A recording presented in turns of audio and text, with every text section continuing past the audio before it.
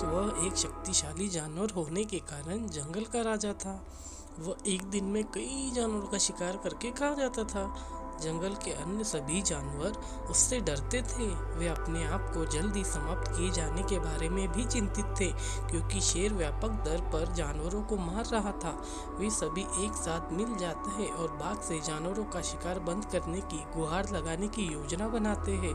वे खुद उसे रोजाना एक जानवर उपलब्ध कराएंगे। उन्होंने हिम्मत जुटाकर बाघ के पास जाकर अपना विचार उनके सामने रखा। बाघ उस विचार के लिए सहमत हो गया।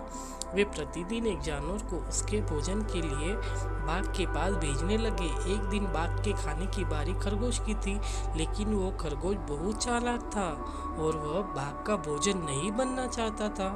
वह बहुत धीरे धीरे बाघ की गुफा की ओर चल पड़ा। वह भी अपने तरीके से वहां पे सो गया और इस तरह खरगोश की बाघ की गुफा तक पहुंचने में शाम हो गई।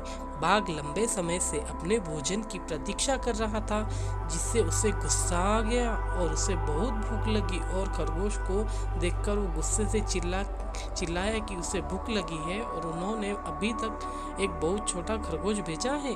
खरगोश ने कहा, माम उन्होंने वास्तव में मेरे समय हमें 6 भेजा था। हम 6 लोगों को भेजा था। हमारे रास्ते में एक बाघ आया और उसने खुद को जंगल का राजा होने का दावा किया। उसने 5 खरगोश रखे और मुझे तुम्हारे बारे में बताने के लिए भेजा। यह सुनकर बाघ गुस्से से भड़क उठा और खरगोश से कहा कि उसे उस बाघ के पास ले चलो। खरगोश उसे कुएं के पास ले गया और कहा कि बाघ उसके अंदर है। बाघ ने कुएं में देखा और उसने अपनी परछाई को दूसरा बाघ समझा और उस पर गरज के कुएं में अपना प्रतिबिंब देखा जो भी दहाड़ता था।